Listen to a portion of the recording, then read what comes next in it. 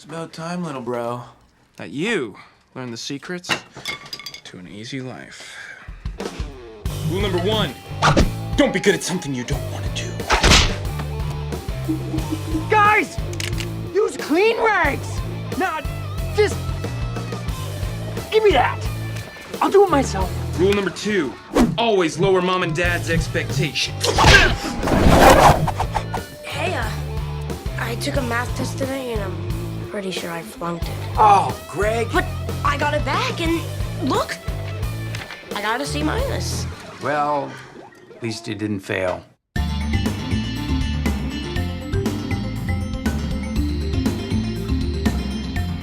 You're watching The Film Fix. I'm Jonathan W. Hickman, and this, as always, is my partner, Jeff Marker.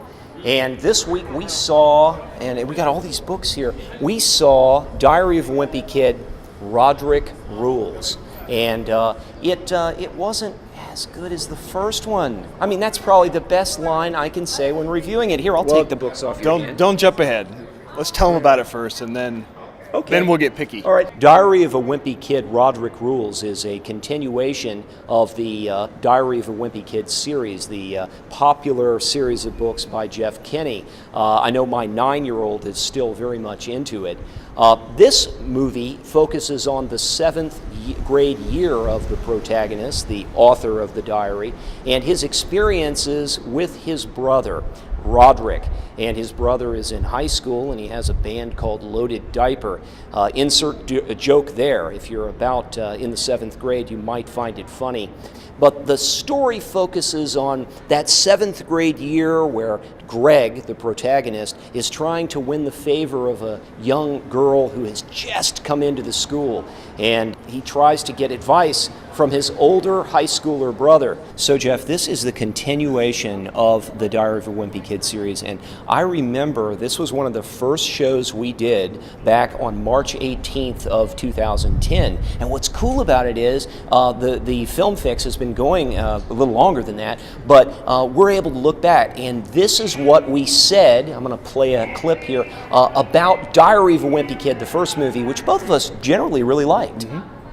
Well, Jonathan, you covered Diary of a Wimpy Kid tonight, and I was able to sneak in for about the first 20 minutes, and I found it very charming.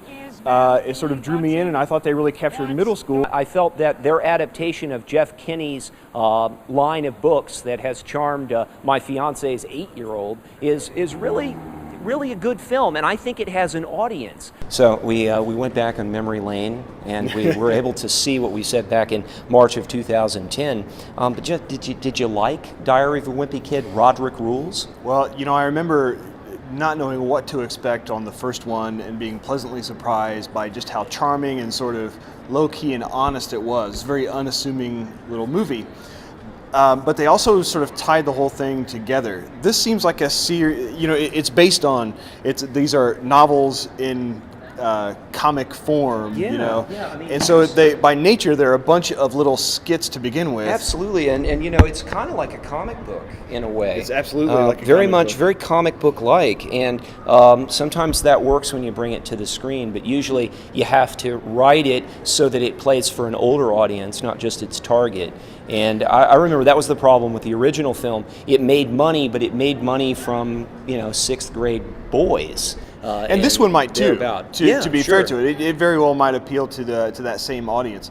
But you can think of the Charlie Brown and the Peanuts comic strips and the TV specials that they made off of them as sort of the standard for doing this. Yeah. And the best of those Peanuts half-hour specials created one story, Yeah. But then if you go back and look at some of the later ones, they also seem like, okay, here's one scene with a little punchline, and then here's a sort of loosely related scene with a little punchline. Some of them work, some of them don't at all, and that's pretty much what this one was. It's a series of skits, and the first half an hour of the movie was really, really good. There's a long scene at a roller rink that has some good laughs, but what I was amazed about is that the skits themselves tend to go on a long time, and there is a lot of humor that sort of, is laced through those skits, but it's not like there's any one of them that is any bigger than any of the others. A lot of these movies, like Paul last week, when I was writing my review of Paul, I realized that there was not really any big joke at the end. There wasn't this big scene joke at the end. And this movie also doesn't have it, unless you think that the Loaded Diaper rock band is more than just a funny title for a band. I mean, it's in a way, it's kind of a frustrating movie actually, because it's, you know, I like these characters and one scene will work and I want more of that, and then it just sort of falls flat. And it's also the kind of movie that I guess they're writing for, you know, a younger audience, and so they feel they have to spell everything out. But I think even 9 and 10-year-olds are going to be thinking, yeah, okay, I got that already, let's move on. One of the character's parents never says a word, but then the parents of, and that's Rowley's father, never says a word, and he really makes an impression. Every time I saw Rowley's father, I wanted to see more of him, because he never says a word. But what's interesting is Greg and Roderick's parents seem to say way too much. I mean, they keep spelling it out over and over again, exactly what everybody's supposed to be feeling. They have a couple of big jokes with the mom that really don't work at all either. In fact, what they're going for is the biggest joke of the movie, and I thought it just fell completely flat. Right. Yeah. Right. Things between the two of you have really gotten out of hand. Can I just say? I mean, you may not realize it now, but having a brother is one of the most important relationships of your life. I mean, one day you're going to be Uncle Greg and Uncle Roderick to each other's kids. That's important. So you need to get to know each other.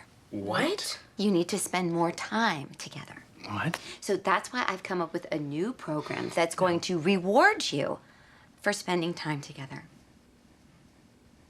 I'm calling it, ha ha ha, Mom Bucks. But, you know, that's not to say that there are a lot of little saving graces. It's a very safe film for a younger audience. Certainly a 5th or 6th grader would be totally safe seeing it. I think my 9-year-old would be fine watching it. I don't feel like there's anything offensive. I had a problem with a scene where Roderick throws his brother and Rowley into the back of his van, and there are no seat belts and there are no seats in the van, and they bounce around like ping pong balls. I thought that was a little irresponsible. Come on, man, that's good family fun right there. Well, and you used to do that? Well, and there's probably back in the 70s when, you know, they didn't do any of that. But there's also a scene that I thought was a little over the top, that I think viewers will realize that the movie kind of jumps the shark or jumps on the couch kind of thing.